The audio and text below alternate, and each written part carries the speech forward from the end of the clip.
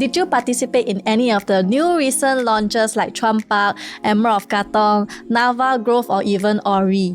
So were you disappointed by a poor ballot number, leaving you unsure if the unit you are considering is still a good buy? So many of the buyers, they actually placed their check to participate in these launches, hoping for a good queue number to secure a unit at a lower price, but ended up paying more than expected due to the market hype. Before that, do scan this QR code where I will share all the latest property updates, launches prices, or even bounce out units.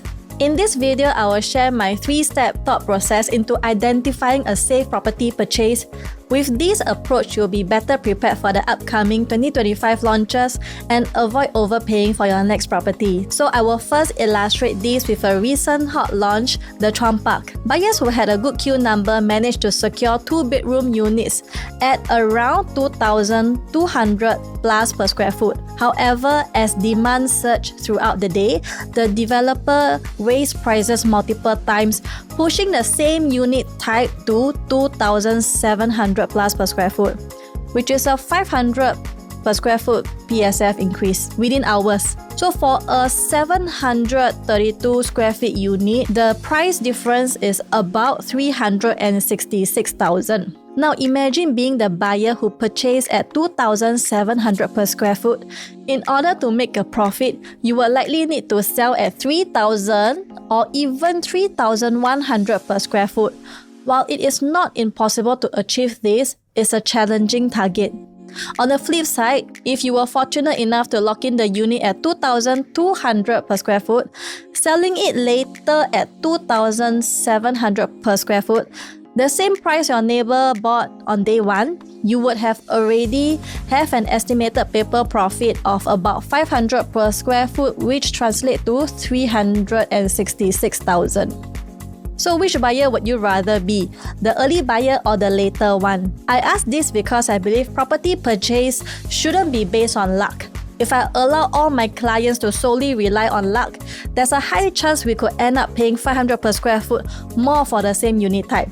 So this will make it much harder for them to exit profitably in the future compared to their neighbors who bought earlier at a lower price. If there's one key takeaway from this video, is to avoid blindly following the crowd and getting caught up in market hype. So the goal here is to find the right property at the right price.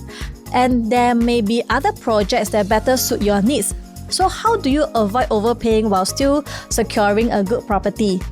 Now I'll walk you through my 3-step thought process using a 1.6 million budget as a case study. So as of today's filming, with a budget of 1.6 million and a minimum size of 700 square feet for comfortable living and better future resale potential, there are only a few options available for 2-bed, 2-bath. Based on these criteria, I've identified 4 suitable projects. Cassia, 276 units, a freehold development located along Flora Drive in the east. Next, Sora, a larger 99-year leasehold project with 440 units in Jurong West. Lastly, the Shorefront and Jensen House, both small development of 999-year lease with just over 20 units. If you watch my previous video, you'll know that I'll typically avoid recommending smaller developments.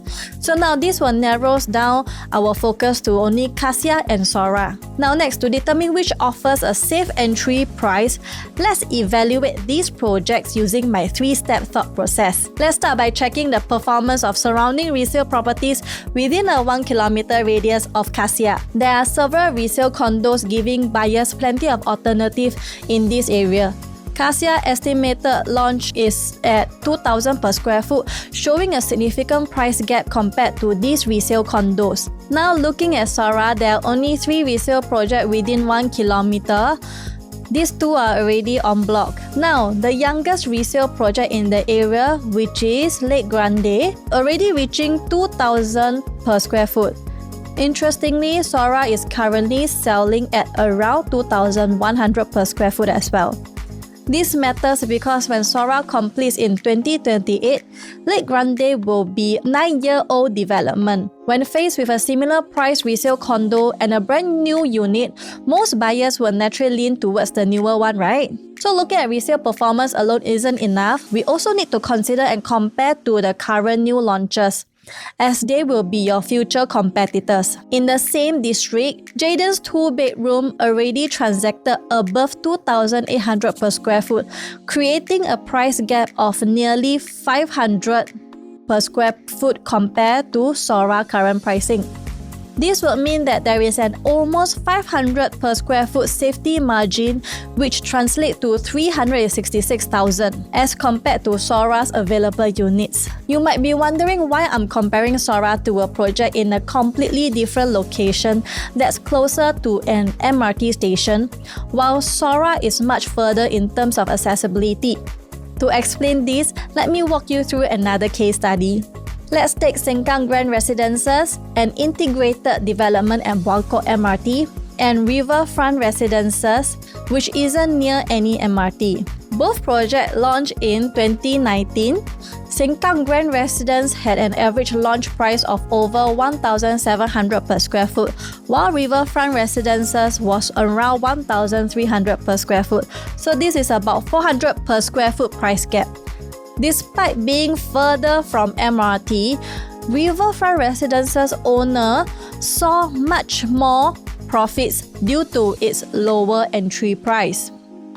They could easily sell at 1,700 per square foot, a price already accepted by buyers in the same area in 2019. For owners who bought at Sengkang Grand at 1,700 per square foot, would need to sell at a minimum of 2,300 per square foot to achieve similar profits. Now bringing this back to Sora, selling in the future at 2,600 per square foot, which is still below Jaden's prices, buyers will already see a potential gain of around $300,000. Additionally, many units in Sora have already transacted between 2,400 and 2,500 per square foot.